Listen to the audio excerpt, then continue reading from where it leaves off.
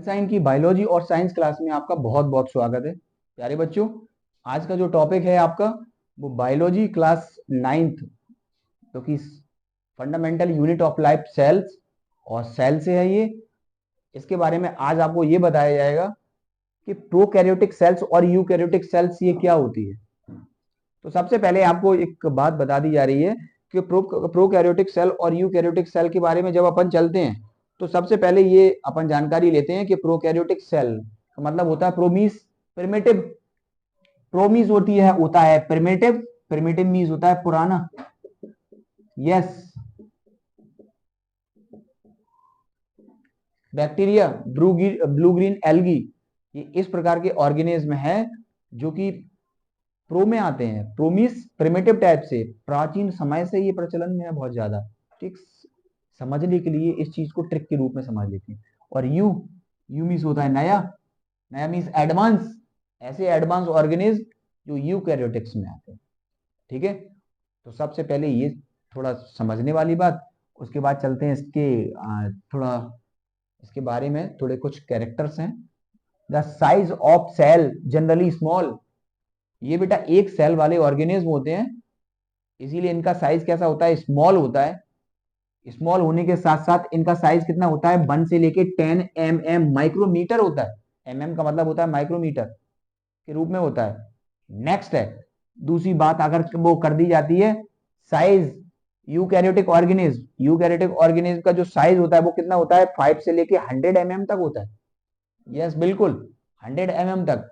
ये एक सेल वाले ऑर्गेनिज्म एक सेल के तो होते हैं, लेकिन इसमें क्या होता है, ये वेल डिफाइंड नहीं होते हैं। वेल डिफाइंड नहीं होते हैं, इसमें न्यूक्लियस अच्छे तरीके से डिफाइंड नहीं होता है, इसीलिए प्रोकैरियोटिक कहलाते हैं। इनका साइज 1 से लेके 10 mm होता है, उनका साइज होता है 5 से लेके 100 mm तक होता है। नेक्स्ट है न्यूक्लियस इज एब्सेंट। इनकी सेल में न्यूक्लियस अच्छे तरीके से वेल डिफाइंड नहीं होता है और इसे एब्सेंट के रूप में ही मान लिया जाता है। बिल्कुल, यहाँ पे यूकैरियोटिक सेल में क्या होता है, न्यूक्लियस रहता है, वो कैसा रहता है, प्रेजेंट रहता है। और न्यूक्लियस प्रेजेंट रहता है यहाँ पे, और इसमें इसके चारों ओर जो सराउंडिंग टाइप से सेल मेम्ब्रेन या प्लाज्मा मेम्ब्रेन नहीं होती है प्रोकैरियोटिक में, और न्यूक्लियस यहाँ पे प्रेजेंट रहता है, इसमें चारों ओर सेल मेम्ब्रेन प्रेजेंट होती है। बिल्कुल। नेक्स्ट है third, it contain single chromosome. Unicellular की बात कर रहे थे, एक सेल है और इसमें केवल एक ही क्रोमोसोम होता है। एक ही क्रोमोसोम से ही ये बॉडी की सारी एक्टिविटी को ये कंट्रोल में करते हैं। It contain more than 1 chromosome. Eukaryotic जैसे अपन भी है ना, तो यूकैरियोटिक है। मोर देन 1 सेल, एक से ज्यादा सेल है, मल्टी सेलुलर ऑर्गेनिज्म है। एनिमल्स, ह्यूमंस वगैरह सभी आते हैं कि कौन छोड़ के, बैक्टीरिया ब्लू ग्रीन छोड़ के, बैक्टीरिया और ब्लू ग्रीन एल्गी छोड़ के ये सभी यूकैरियोटिक्स में आते हैं। तो यहाँ पे एक से ज्यादा क्रोमोसोम होते हैं, और एक से ज्यादा क्रोमोसोम की कंडीशन, जैसे ह्यूमन में क्रोमोसोम कितने होते हैं, ह्यूमन में क्रोमोसोम 46 होते हैं टोटल, और 23 पेयर के रूप में जिन्हें पढ़ा जाता है। ठीक है ना, चलिए आगे।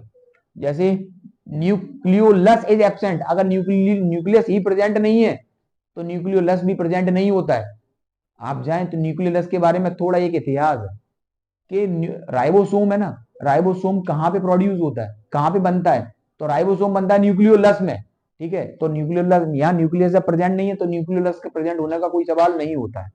नेक्स्ट है न्यूक्लियोलस इज प्रेजेंट, यहाँ पे न्यूक्लियस है तो न्यूक्लियोलस भी प्रेजेंट होता है। नेक्स्ट है membrane bound cell organelle are present, absent होती है।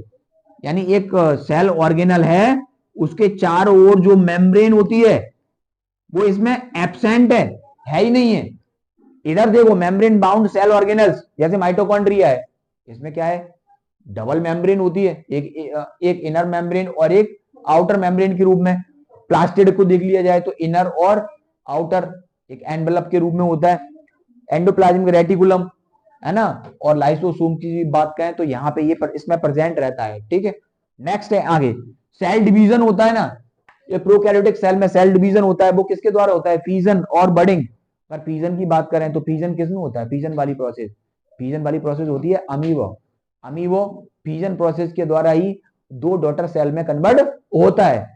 और बडिंग, हाइड्रा में क्या होती है, बडिंग वाली प्रोसेस होती है। हाइड्रा में कुछ बड जैसे स्ट्रक्चर निकलते हैं जो डिटैच होके सीधा एक नया हाइड्रा बना के तैयार करते हैं। सेल डिवीजन, यहाँ पे सेल डिवीजन किसके कारण होता है? माइटोटिक डिवीजन और मियोटिक डिवीजन होता है। जी बिल्कुल। अच्छा, मियोटिक डिवीजन की बात करें तो सेक्स जो सेल्स है ना, उसमें जो डिवीजन होता है वो कैसा होता है? मियोटिक डिवीजन होता है। जी बिल्कुल। और ऑटोसोम, सेक्स क्रोमोसोम में मियोटिक डिवीजन, और जो ऑटोसोम्स टाइप से जो सेल्स होती है उसमें क्या होता है? माइटोटिक डिवीजन होता है। तो इस प्रकार से आज की इस वीडियो में प्रोकैरियोटिक और यूकैरियोटिक ऑर्गेनिज्म और उनकी सेल्स के बारे में बहुत अच्छे से डिवीजन आपको मालूम पड़ा। अगली वीडियो में एक नए टॉपिक के साथ अपन यहाँ पे उपस्थित होंगे। तब तक के लिए नमस्कार।